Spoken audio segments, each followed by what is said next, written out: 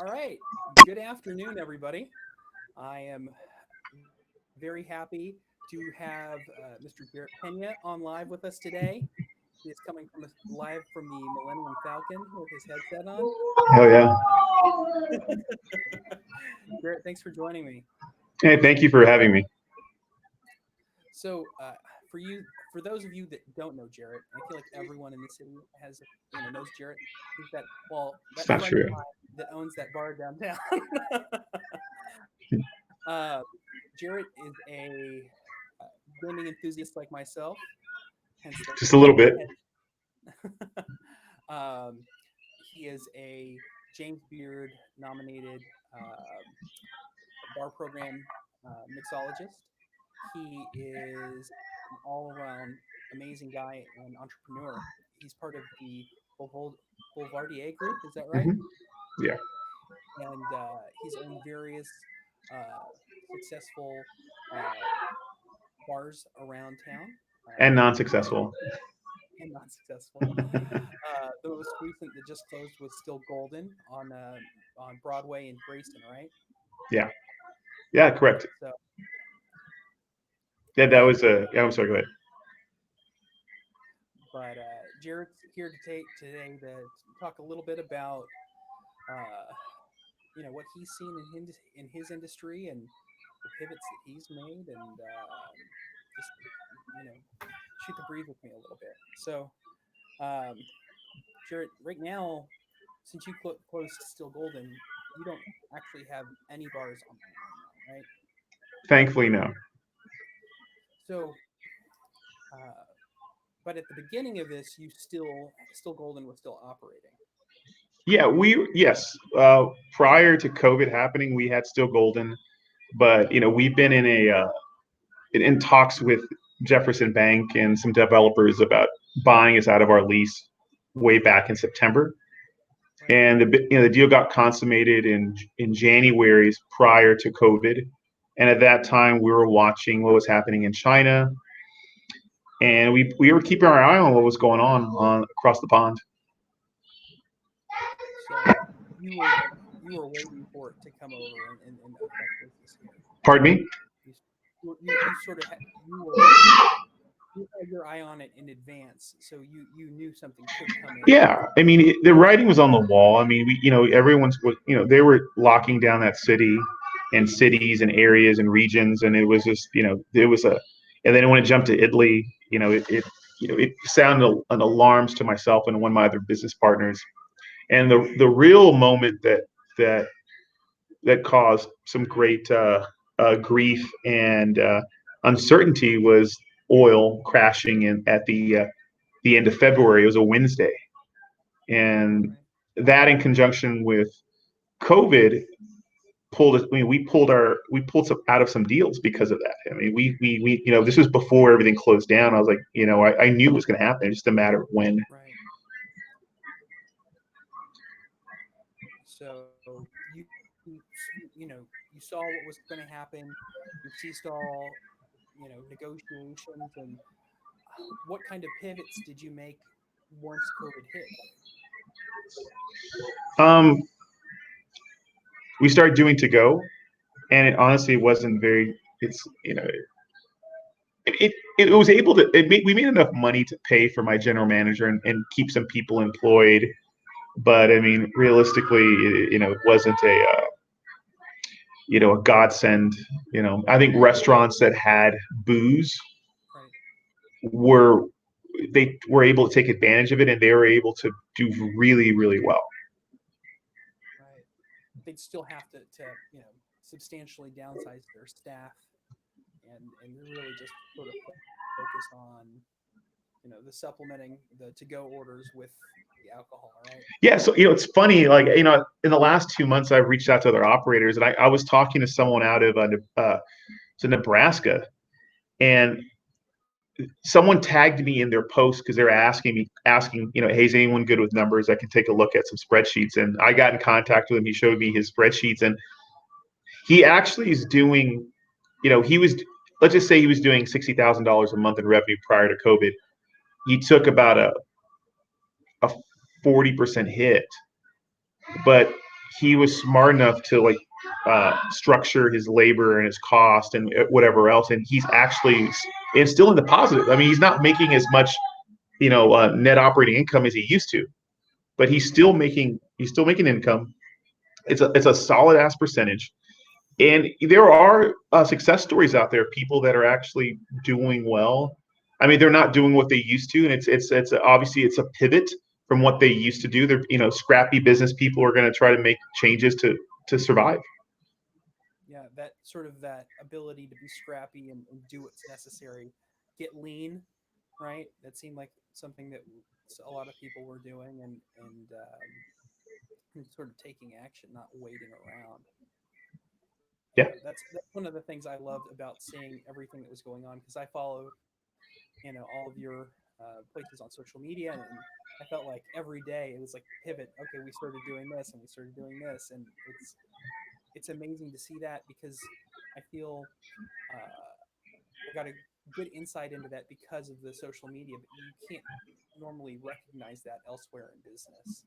You know, for example, I had Ginger Diaz on with me last week, and she's got Felice Modern, which is a gift shop. I don't know if you're familiar with her, No. but she was a brick and mortar retail store, and she went from 90% brick and mortar sales, 10% online, to a complete launch to online, and she's been able to sustain her business through all of this. But it took quick action and execution. I was talking to another operator, as a matter of fact, yesterday. I had lunch at his establishment. And he was telling me that he made some really quick moves that, kept him. They're not obviously crushing it, but I mean, they're in better off situations than other people that I know of. Right. So one of the things that you mentioned, that San Antonio as a whole, have always been supported partially by the oil and gas industry, right? Oh Hospitality, yeah. our number one industry. Oil and gas, ever since we had the boom down south, has been a huge part. What's sort of your view on what's happening there? Oof.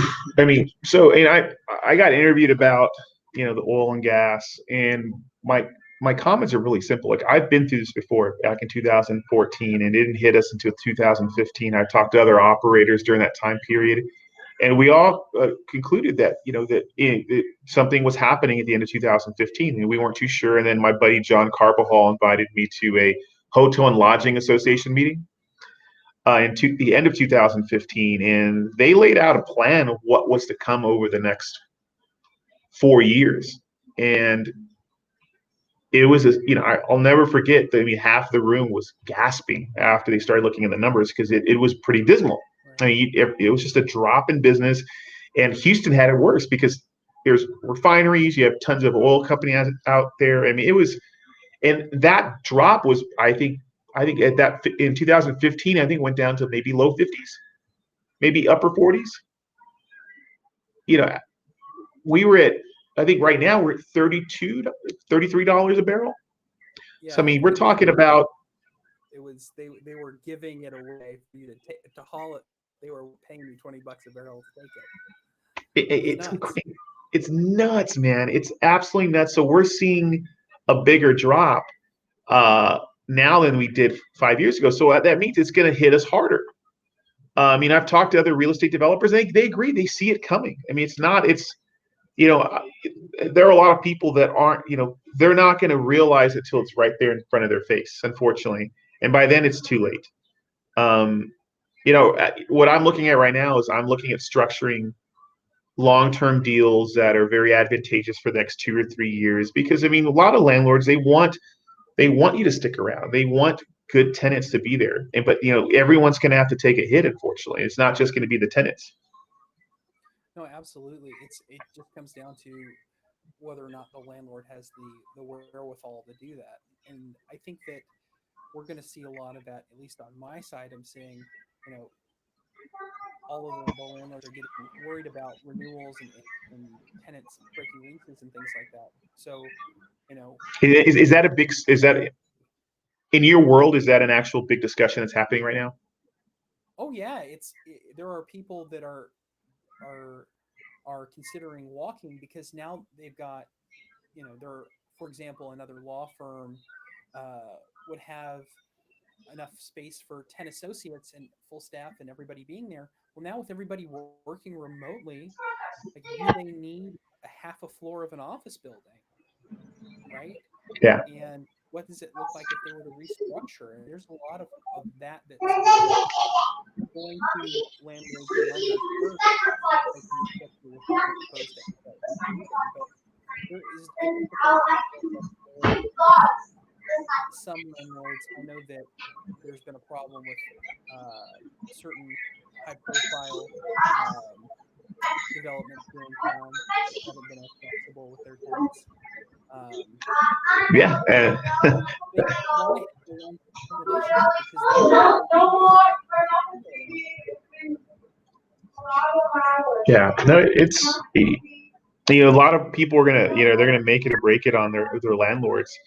And I mean, and whether it's a pipe, I mean, obviously people are saying it's a pipe dream, and that's fine. But I mean, I still think if we can offer uh, some type of information for legislatures to help us alleviate some of that tax as well. I mean, regardless if people think it's a pipe dream, I don't care. It's like I look at the spreadsheets, I look at the pro formas, I look at the numbers, I look at the line items, and I can tell, I can look, it's like, all right, like here we can cut here. I can get my labor lower, my prime cost. I can lower my prime cost maybe by 2 to 5 points. But where else can I where else can I shave? Where else, I mean, it can offer assistance. If my landlords are willing to play ball and they want me and they like me, then yeah, that's going to help us out tremendously. But after running numbers, it's still really difficult to make it work operationally. Absolutely, I think it is. It's, I think that there's just a general misconception. Um, they think that, oh, it's $12 for a Sunspear or a martini at one of your joints. You got to be killing it, right? Yeah. They don't understand how small the margin is in F&B and bar revenue. I've talked to operators across Uh, Texas, and I've been, I'm not saying drop the ball, but this week I've been moving everything out of Still Golden. We have to get out of there by this weekend, so I haven't spent as much time. I've talked to a lot of operators around Texas that that are leaders in the cocktail community, and they're high profile people, and they all agree. I mean, there needs to be something needs to be done. Um, and I think, I've been talking to TRA quite a bit and their representatives about, a long-term solution that's going to help everyone out. Because right now, I mean, what the governor's doing, once it's great. It's giving people hope. right. But I mean, we still need long-term solution to this problem. And right now, it's just Yeah. So I think you and I previously talked, and having, it's nice to be able to open, but having 25% occupancy, you can't necessarily successfully make the numbers work to run an establishment. no.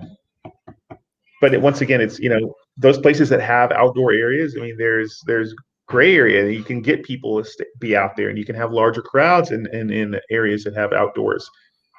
So I mean, but what about those people that don't have that have small outdoor areas? I mean, it's I'd rather be lucky than what's the saying? I'd rather be lucky. Um, Lucky good. Yeah. yeah, Um, I mean, the all day long. Well, I know that, I don't know if you and I have talked about this, but I heard that because of the lack of income from the taxes that are usually charged, TABC is currently operating at a huge negative deficit, right? I'm sure. I know. Um, like I don't know. I don't know the that, numbers. hmm I heard something like $40 million, which is a lot of money. But I think there needs to be a long term solution that will help because the operators need the help, and we need to get something that helps get the industry back online to include government regulation, right? Yeah, for sure. I mean, I think you're absolutely right. Uh, well, so one of the things that you had mentioned was there's a 6.25% I think it's like 6.5. I think it's 6.5. But yeah, that percentage is what I'm asking for. And I'm asking local representatives and people that are in the know and people that have connections with the state to like let's talk about this. It's a numbers thing, right? So I mean, what would you rather have? I mean, they're expecting 60+% of all food and beverage to shutter. Right. That's a massive number. Absolutely. And you compound out with the fact that one of every six people in San Antonio are in the service industry. Right. Um, I mean, the numbers are a little bit lower in every other city, but I mean, they're still relatively high. Um, what would you rather have? Would you rather have, if 60% of business is gone, would you rather have 40% of the remaining business pay 14.75%? Or would you, if you were to lower the tax, and it saves half of those people, would you rather have 60+% of what was out there, but get 8.25? Oh, wow. So, I mean, there's a lot of bureaucracy involved, obviously, in this, but I mean, it, it's one of the things I saw when looking at the numbers. Like, this is the only area that I know that we could actually that would help. Period. Other than just dumb luck, location, having a large outdoor area, having a drive-through, like all of those things can play to someone's advantage. And if you don't have any one of those, you have like a little inside space with no access to outside. I mean, you're toast. Right. Like places like your the last word location you had. Ooh, man, I don't want to think about that. That was a money pit and a half. Well, it was a super cool place, but if it's a money pit, it's a money pit. Well, it's But there. Yeah, there was other issues with that space, but I mean, yeah, that's a perfect example as well of of a location that does not have any outdoor access, and they're limited. And not only that, no, I mean, it's like a double whammy there because not only are you limited there, but the convention business is gone right. for the next 2-3 years. Like, conventions are done; they're kaput, man.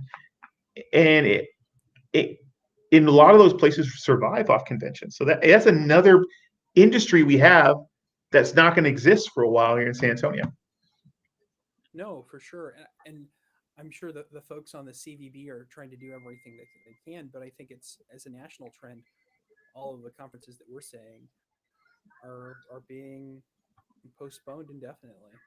Yes, it's scary, but and I'm laughing. It is. It's more of a nervous laugh. Yeah, it's if I wasn't laughing, I'd be crying kind of thing. Yes, accurate. uh, well, I guess any you've had a lot of insight. You've been uh, sort of at the forefront of this. For any entrepreneurs out there that are sort of facing this change and unsure what to do, or just what kind of advice do you have for people out there? If you have a location, talk to your landlords. Renegotiating leases is it's a must. You have to do that right now. And if you don't have a location, you need to be looking for straight percentage rent for the next year to two. I think those are really great safety measures to ensure that operators are going to be able to survive. Right. No, I think that's definitely great advice, and stay scrappy as you like to say. As scrappy as hell, man. So We're actually looking at part of our acquisition money to go and right now the used car market is it's not great, but I mean prices are super cheap. So I mean we're talking about taking some of our acquisition money and buying some used cars and selling them because I mean I got nothing going on for the next 2 months. So like what am I what am I going to do? It just I mean look it's one once again all it's right now the most important thing is surviving. right. Survival is the most important thing for a business owner. For sure. I've been talking to a lot of people that are still bent out of shape. They had their goals for the year, and they feel like they're sort of grieving the loss of that. And I trying to reframe it as to like this is not a this is survival. Like this is like, let's get through this. Let's make the best choices that we can so that we can endure, and nobody's going to have the year that they planned. No, I mean, I talked to one of my investors, and he was asking me, "What do you think? What do you expect?" I'm like, "We're not going to make any money." Well, he goes, "That's not a good answer." I'm like I don't know what other kind of answer you want. I'm just going to give you the fucking answer I have. I mean, no, you're not. This is not a time to make money. This is a time just to find something, get a hell of a deal long term, hold on to the property, and eventually you will make money. I mean, if it's the right location, I think it's going to be a good thing. You have to have the right location right now. Oh, for sure. And then I guess, are you enjoying the extra free time that you're having at home these days? Yes, spending time with the kiddos, and I'm playing World of Warcraft. That's why I have this. So I'm in a guild, and I'm sorry. I said, as am I, but Jeret's actually he's playing classic right now, which is a lot harder. I'm a masochist, so I enjoy the pain and suffering that you have to, playing a classic World of Warcraft, and that's how, I think we talked about this before. That's how I started playing vanilla WoW. I didn't play the retail stuff until later. Yeah, I played vanilla for when I was in law school. It's, going back to 2004 difficulty. It's not something that I was going to enjoy. This is before talent build, using the internet to really look at different talent builds. I didn't really start doing that until probably I got to the Wrath of the Lich King. I just kind of went on my merry way and went on the talent tree, like, I want this, and going cross-referencing the trees. I had no idea what I was doing. I enjoy having a little bit of a slower pace and getting to do the things that I have missed out doing a little bit. Yeah, and for me, I get to spend time with my kiddos and the family, and it's been great. They're a pain in the butt sometimes, but it's been good. I think we all feel that, my friend. I think we all feel that. Yeah. With the loved ones that we are sheltering in place with. Yes, sir. But, Jeret, I appreciate all that you've given us this afternoon. Thank you. My pleasure.